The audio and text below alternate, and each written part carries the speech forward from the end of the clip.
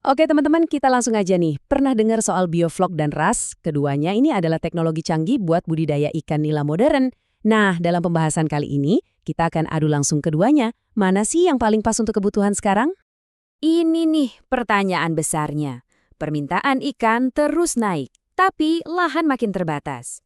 Jelas industri perikanan butuh solusi yang cerdas kan? Nah, pertanyaan inilah yang akhirnya melahirkan sistem-sistem intensif seperti bioflok dan RAS. Oke, ini dia agenda kita. Pertama, kita lihat dulu tantangannya.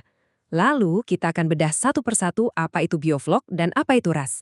Setelah itu, kita adu langsung keduanya. Dan di akhir, kita akan kasih panduan untuk membantu Anda memilih. Oke, kita mulai ya. Jadi gini, kebutuhan protein di dunia itu makin hari makin nambah. Budidaya ikan jadi salah satu jawabannya. Tapi cara-cara tradisional udah nggak cukup lagi. Makanya kita butuh banget teknologi yang bisa memaksimalkan hasil panen di lahan yang lebih kecil. Sekarang kita masuk ke kontestan pertama, bioflok. Anggap aja ini pendekatan yang lebih ekologis, lebih hijau. Jadi bukannya limbah ikan itu dibuang sia-sia, sistem ini malah pinter banget, mengubahnya jadi sesuatu yang berharga. Jadi, bioflok itu apa sih sebenarnya? Intinya, ini adalah sistem yang memanfaatkan gumpalan-gumpalan mikroorganisme yang disebut flok. Nah, si flok inilah yang jadi bintangnya. Mereka bekerja mengubah limbah nitrogen dari ikan menjadi pakan berprotein tinggi. Keren kan? Jadi kayak kita bikin ekosistem mini di dalam kolam.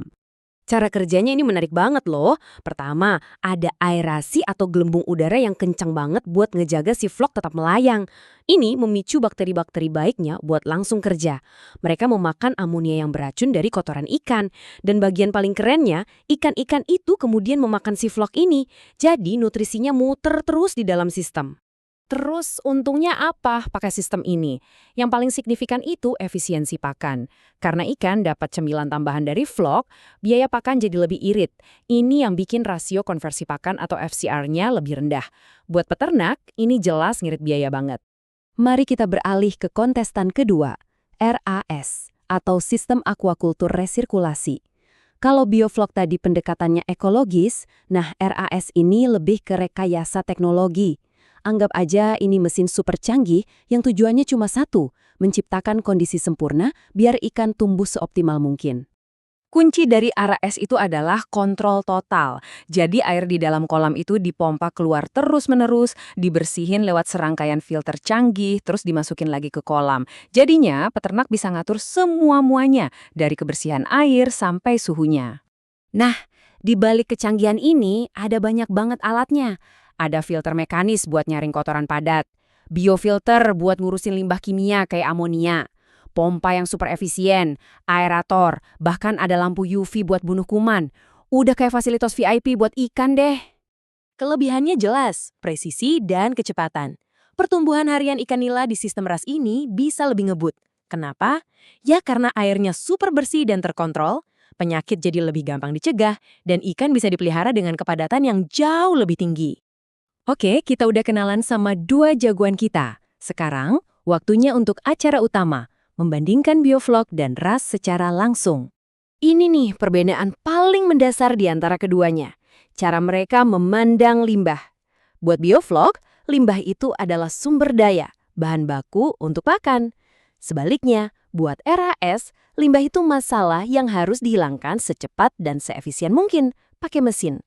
Beda banget kan cara mikirnya? Yuk, kita bedah lebih dalam. Soal investasi awal, bioflok jelas lebih enteng di kantong. Soal irit pakan, bioflok juaranya. Tapi, kalau ngomongin pertumbuhan paling cepat dan kontrol penyakit paling mantap, RAS yang menang. Oh ya, jangan lupa, konsumsi listrik RAS itu gede banget, dan jenis keahlian yang dibutuhin juga beda. Bioflok butuh feeling biologi, sementara RAS butuh keahlian rekayasa mesin. Dan ini salah satu faktor pembeda paling besar. Biaya. Perbedaan modal awal antara bioflok dan RAS itu jauh banget. RAS dengan semua peralatannya yang canggih itu ya jelas butuh investasi di muka yang jauh lebih besar. Kutipan dari majalah Trubus ini pas banget buat merangkumnya. Intinya, nggak ada jawaban yang tunggal. Keputusan itu sangat bergantung sama situasi Anda masing-masing. Ini membawa kita ke bagian terakhir. Setelah melihat semua perbandingan tadi, gimana caranya Anda memutuskan sistem mana yang paling cocok untuk dipilih? Ini mungkin pertanyaan yang ada di benak Anda sekarang kan? Setelah semua analisis ini, apakah ada pemenang yang jelas antara bioflok dan ras? Jadi, poin kuncinya adalah ini. Tidak ada juara absolut. Sistem yang terbaik adalah sistem yang paling sesuai dengan modal, keahlian, dan target bisnis Anda. Keduanya adalah alat yang hebat, tapi untuk pekerjaan yang sedikit berbeda. Oke, mari kita ringkas jadi 3 faktor utama. Pertama, modal. Apakah Anda punya dana yang cukup besar untuk investasi awal area S? Kedua, keahlian. Anda lebih nyaman mengelola ekosistem mikroba atau mengoperasikan mesin yang kompleks? Dan ketiga, tujuan. Prioritas Anda mau menekan biaya pakan atau mau panen secepat mungkin? Coba jawab 3 pertanyaan ini dulu. Sebagai penutup, mari kita pikirkan gambaran besarnya. Kedua sistem ini menawarkan jalan yang sangat berbeda untuk masa depan perikanan intensif. Pertanyaannya adalah, saat kita bergerak maju, apakah kita akan lebih mengandalkan rekayasa ekosistem seperti bioflok atau rekayasa mesin presisi seperti RAS?